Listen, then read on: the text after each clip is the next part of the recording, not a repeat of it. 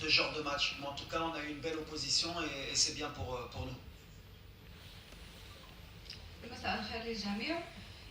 سعاد القمري كوتش. اليوم شفنا منتخب عجز يخلق فرص بعد ما استقبل الهدف.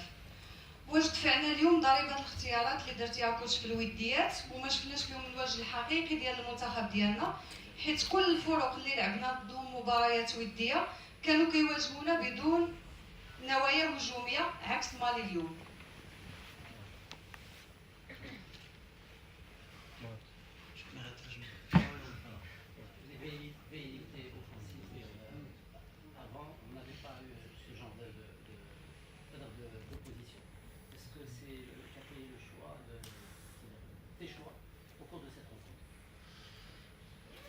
Pas obligatoirement. Moi je trouve qu'on est dans le même genre de match qu'on a eu avant, sauf que là il y avait un peu plus de qualité offensive et de talent. Mais le Mali, moi, je ne suis pas surpris. Après ils ont débuté le match à 5 derrière, comme beaucoup d'équipes, c'est-à-dire ça montre le respect qu'ils ont pour notre équipe. Ils ont subi, je crois qu'on finit à 62% de possession, on a 15 tirs.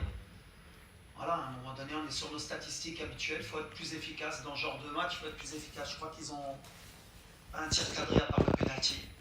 Après on peut le lire comme on veut, mais ça arrive, et il vaut mieux que ça arrive maintenant pour nous. Mais sinon moi sur le contenu, je suis très content de mes joueurs. Ils ont eu beaucoup d'intensité, on a répondu présent dans les duels. C'est une équipe qui nous a poussé depuis longtemps, on n'avait pas été poussé dans les duels comme cela, mais ils ont répondu présent. Et après, sur ce genre de match, c'est l'équivalent d'un quart de finale, d'un huitième de finale de Cannes.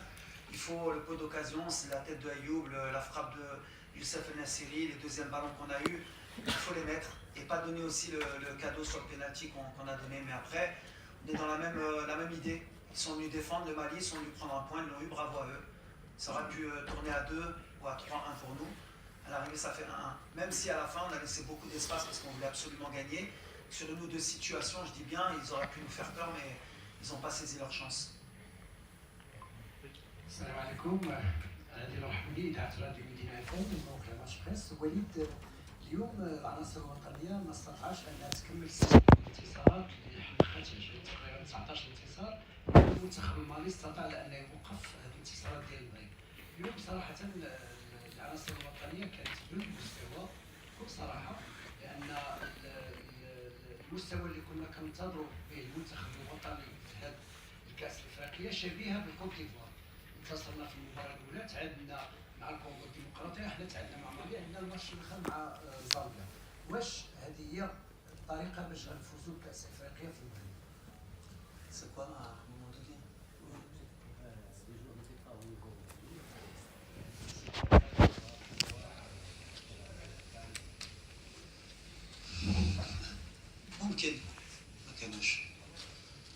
Pour gagner la CAN, c'est très long. Chaque match a sa vérité. C'est ce que je pense.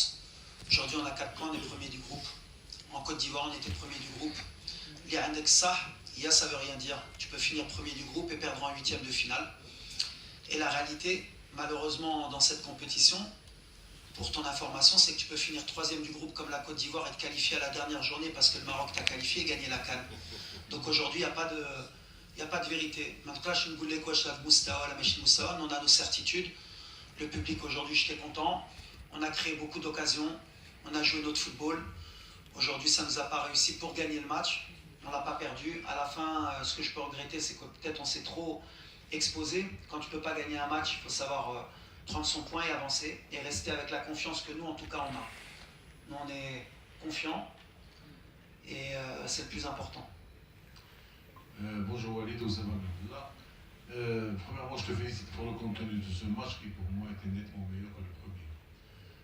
Ceci étant, surtout au niveau de la prise de risque, au deuxième mi-temps, que j'ai beaucoup aimé, malheureusement, ça ne nous a pas réussi. Maintenant, pour moi, quel est ton objectif de faire jouer ces barres à gauche, sachant qu'on perd le fait qu'ils soient très à droite au point de but, et deuxièmement, on a des gauchers qui ont plus de percussion. Quel est vraiment l'objectif d'insister sur ces barres à gauche?